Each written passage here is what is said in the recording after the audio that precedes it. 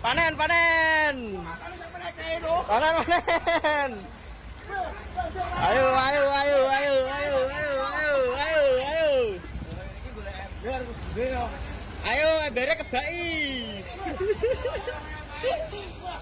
Sebuah video memperlihatkan warga dan sopir rebutan ikan di Pelabuhan Tanjung Mas Semarang, Jawa Tengah pada Selasa sore 12 April 2022.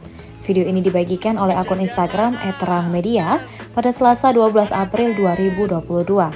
Tampak dalam video di Pelabuhan Tanjung Mas Semarang, Jawa Tengah, terlihat warga dan sopir rebutan ikan yang naik ke dermaga. Diduga ikan tersebut terjebak di antara kapal tongkang dan dermaga pelabuhan. Sontak membuat ikan itu melompat ke atas dermaga, sehingga warga dan sopir yang ada di dermaga itu pun langsung rebutan mengambil ikan tersebut. Setelah video warga dan sopir rebutan ikan naik ke dermaga tayang, ramai menuai komentar dari warganet. Panen, panen. Panen, panen. Ayo, ayo, ayo, ayo, ayo, ayo, ayo, ayo, ayo. Ayo, embernya kebai. Tiga buka.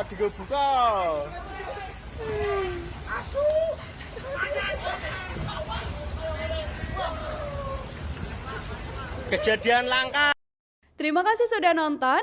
Jangan lupa like, subscribe, dan share ya.